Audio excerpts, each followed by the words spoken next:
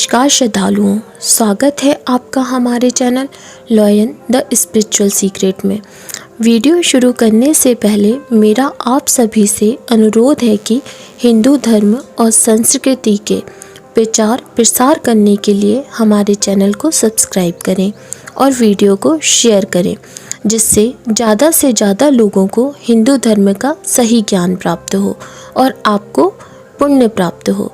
मैं साध्वी करुणा आज आपको बताने वाली हूँ कौन सी पूजा का प्रसाद हमें ग्रहण करना है और कौन सी पूजा का प्रसाद हमें ग्रहण नहीं करना है। यह प्रश्न कई लोगों के दिमाग में आता है कि कौन सा भोग हम ग्रहण कर सकते हैं। जो भोग हमने अपने पितरों को लगाया होता है वह हम ग्रहण कर सकते हैं क्या, या जो भोग हमने अपने कुल देवी या देवता को लगाया है वह भोग हम ग्रहण कर सकते हैं क्या। जो भोग हमने लगाया हुआ है उसके कितने हिस्से होने चाहिए, किस किस को वह देना चाहिए। साधना काल में जो भोग हम लगाते हैं क्या उसे हम ग्रहण कर सकते हैं या किसी और को दे सकते हैं। तो इस प्रकार के कई प्रश्न सुनने में आते हैं, तो इसके बारे में मैं आज आपको यहाँ बताने वाली हूँ। प्रसाद कई प्रकार से चढ़ाया जाता है, जैसे रोज की पूजा में, कुल देवी की पूजा में, कुल देवता की पूजा में, शिवरात्रि का प्रसाद, कृष्ण जन्माष्टमी का प्रसाद, अलग अलग से यह प्रसाद चढ़ाया जाता है।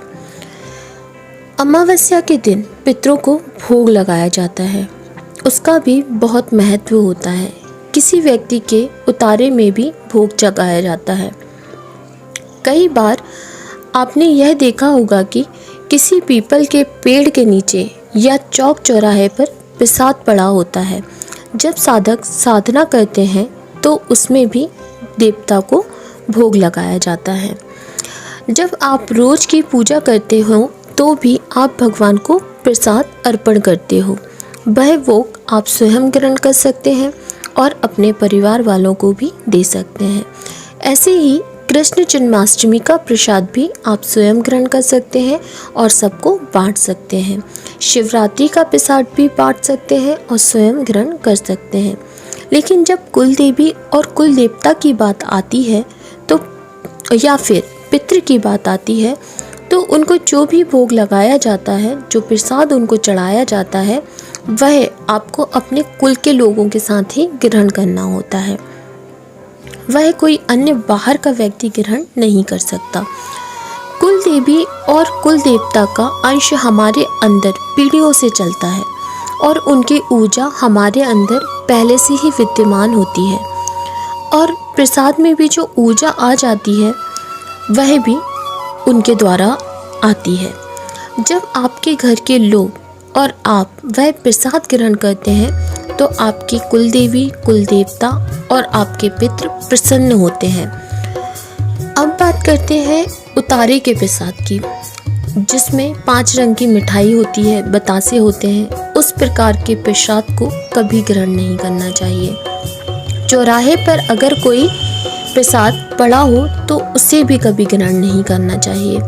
पीपल के पेड़ के नीचे, बरगद के पेड़ के नीचे जो प्रसाद रखा होता है उसे भी ग्रहण नहीं किया जाता। उतारे का प्रसाद उग्र शक्तियों का होता है और इन पेड़ों पर प्रेत आत्माएं वास करती हैं, नकारात्मक शक्तियां वास करती हैं। इसलिए इन पेड़ों के नीचे रखे हुए प्रसाद को कभी भी ना खाएं, ना ग्रहण करें। जो लोग साधना करते हैं और उसमें जो भोग अर्पण करते हैं उस भोग को केवल साधक ही ग्रहण कर सकते हैं, ना कि उसके परिवार वालों को बांटा जाता है, ना ही उसे बाहर वाले किसी व्यक्ति को दिया जाता है।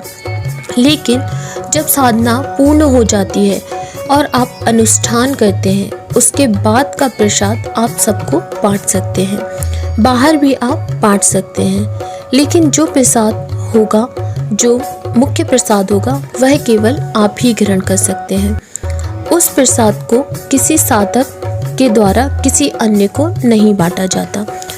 उस प्रसाद से साधक को ऊर्जा मिलती है। इसके साथ ही जिस माला से आप जाप करते हैं उसको भी जाप के तुरंत बाद आपको अपने गले में धारण कर लेना चाहिए। इससे माला की ऊर्जा भी साधक को प्राप्त होती है। जिस आसन पर आप बैठकर जाप करते हैं उसमें भी ऊर्जा समाहित होती है। तो आखिर में साधक को आसन को चूमकर ही उठना चाहिए। इससे आसन की ऊर्जा भी साधक को प्राप्त होती है। तो प्रसाद जब देवता को अर्पित किया जाता है तो उसमें वही शक्ति, वही ऊर्जा विद्यमान होती है। इसलिए उस प्रसाद को केवल साधक ही ग्रहण कर सकता है। कुल देवी, कुल देवता और पितृ को चढ़ाया गया प्रसाद गाय, कुत्ते और परिवार में बांटा जाता है। ऐसे ही रोजाना जब आप खाना बनाते हैं या आपके घर में खाना बनता है तो 2 लोई 2 रोटी, गाय की 2 रोटी 2 लोई, कुत्ते की अलग ही निकालना चाहिए। इससे घर में बरकत होती है। जब भी आप प्रसाद चढ़ाएं उसमें से गाय, कुत्ते और एक भूखे व्यक्ति को प्रसाद जरूर दें। उनका प्रसाद अवश्य निकालें, उन्हें खिलाएं। 40% अपने घर में प्रसाद बांटना होता है और 60% गाय, कुत्ते और भूखे को वह प्रसाद देना होता है। और प्रसाद बांटने के बाद आप किसी को कहें कि वह आपको प्रसाद दे, आप स्वयं प्रसाद की थाली से प्रसाद ना लें। इस प्रकार से प्रसाद बांटने के से घर की समस्याएं, परेशानियां सभी कुछ दूर होता है। दान से कई प्रकार के दोष समाप्त होते हैं। इसलिए आपको प्रसाद नहीं तो किसी न किसी रूप में दान अवश्य करना चाहिए। खाना बनाते समय 2 रोटी गाय की जरूर निकालें, कुत्ते की जरूर निकालें। कुत्ते को आप चाहें तो बिस्किट भी खिला सकते हैं। हो सके तो गरीब को भी खाना खिलाएं और उन्हें खिलाते समय यह जरूर बोलना है कि मेरे पितरों, कुल देवी, कुल देवता, मेरे इष्ट यह भोग स्वीकार करें।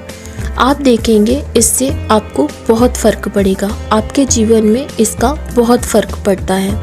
हर धर्म में बोला गया है कि आप जो भी कमाते हो उसमें से कुछ हिस्सा पशु पक्षियों के लिए दान में जरूर निकालें, गरीब के लिए दान जरूर निकालें।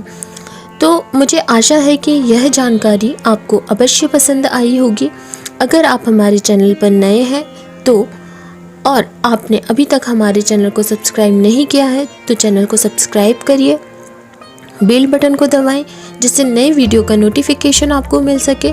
जानकारी को अपने मित्रों के साथ शेयर करें, वीडियो को लाइक करें और कमेंट करें। धन्यवाद।